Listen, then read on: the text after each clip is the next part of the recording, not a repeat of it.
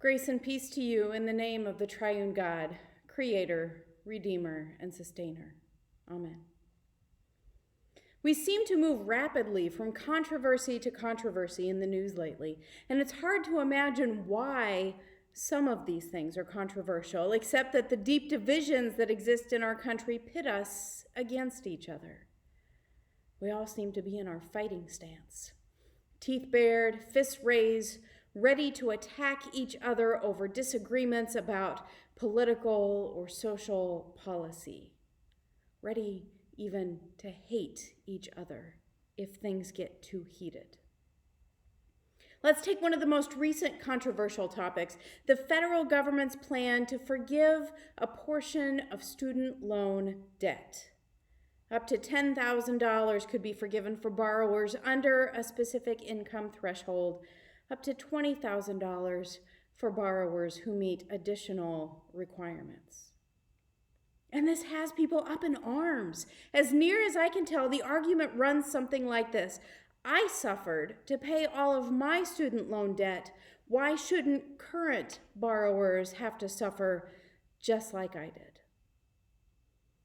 What message does this argument send? It argues that equality is more important than equity, that starting at the same point, regardless of where we finish, is more important than finishing at the same point, regardless of where we start.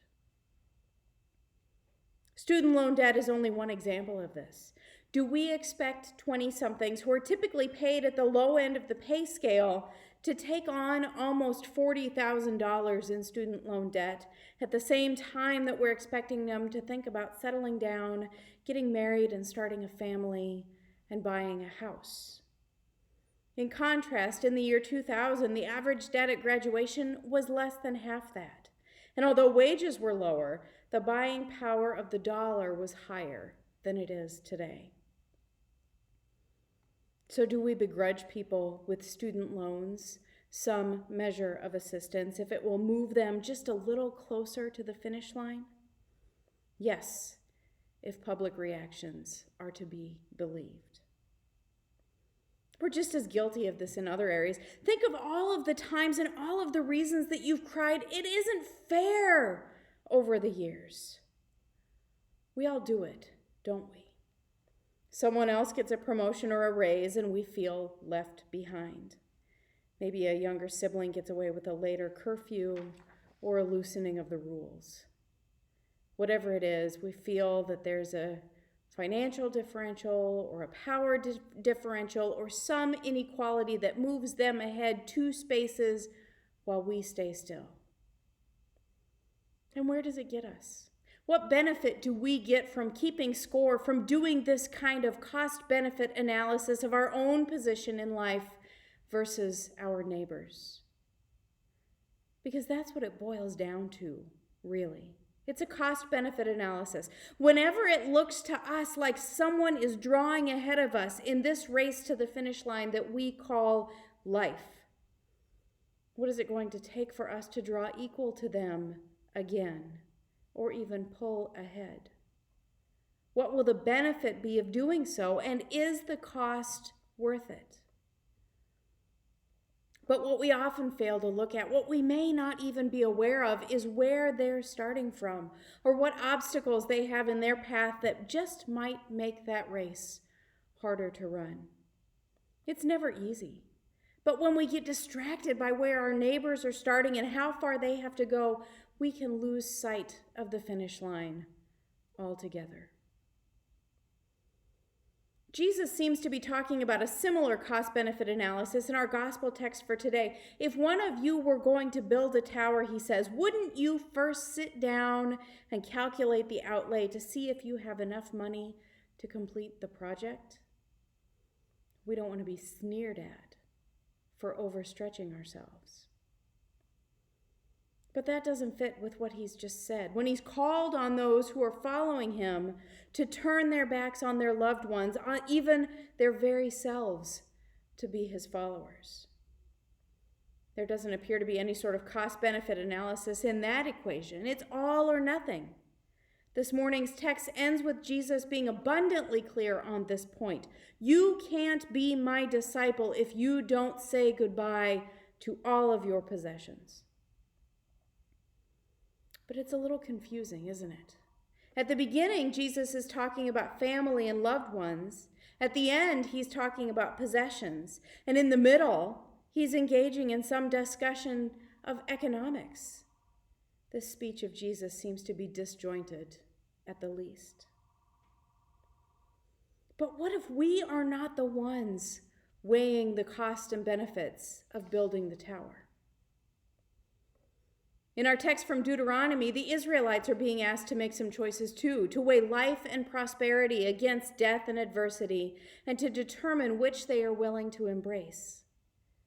It seems like a no-brainer, but there are some conditions. We get the first set of conditions around choosing life in verse 16. If we want to choose life, we must do 3 things: love God, walk in obedience to God, and keep God's commandments. Moses restates these conditions in verse 20 and shakes things up a little. This time he says we must love God, listen to God's voice, and hold fast to God. Common to both lists is loving God, which is the wellspring from which the other 4 conditions come bubbling up. And in between verses 16 and 20, Moses tells us how we choose death. We make this choice when our hearts turn away and we are not obedient. In other words, when we actively make a choice not to follow God and we do not walk in obedience and listen to God's voice. But sometimes, Moses says, we are led astray. Sometimes our choice of death is passive. We're drawn away. Something else catches our fancy, and before we know it, we are worshiping at a different altar. Maybe that's the altar of equality, the altar of fairness, of starting from the same point no matter where we end the race. Maybe that's the altar of comparison, of the cost-benefit analysis, when we weigh whether it's worth it to try to pull ahead of our neighbors in the competition of life, whether it's worth it to try to advance farther in our careers, or even whether it's worth it to try to get ahead by making sure that no one else gets a break that we didn't get. All of those things can draw our attention away from life to death. This isn't a one-time decision, even if it sounds like it at first. Listen to Moses' words. I have set before you today life and prosperity, death and adversity. If you obey the commandments of the Lord your God, then you shall live and become numerous, and the Lord your God will bless you in the land that you are entering to possess. But if your heart turns away and you do not hear, but are led astray to bow down to other gods and serve them, I declare to you today that you shall perish. You shall not live long in the land that you are crossing the Jordan to enter and possess. There's that word possess again. The same one Jesus uses at the end of our gospel text when he warns those listening to him that they must give up their possessions. In this case, possession means the land they care for and hold in trust for the next generation as part of their covenant with God. And they did enter and possess the land. And they had periods of faithfulness followed by periods of unfaithfulness until eventually their unfaithfulness was almost unrelenting in its constancy. And they were conquered by the Babylonians and taken into exile. The Israelites didn't get to make this choice for all time on the banks of the Jordan for the benefit of their descendants forever. Instead, it's a choice that we have to make every day, a choice between life and death, a choice between serving God and turning away, a choice between listening to and following God and being tempted to follow idols that promise easy service and quick, measurable outcomes. Sometimes it would be nice to already have that choice made for us, to not have to worry about whether to choose God or idols, because God has already been chosen. But then sometimes we look at our own pettiness, our snarky hopes that others will have to suffer the same way we do, and we have cause to be very, very grateful that our own choices on those days don't determine our destinies for the rest of time, or our children's and grandchildren's destinies. So what is this cost-benefit analysis that Jesus is talking about in the gospel? If we're not weighing the costs of building the tower, who is? Jesus is.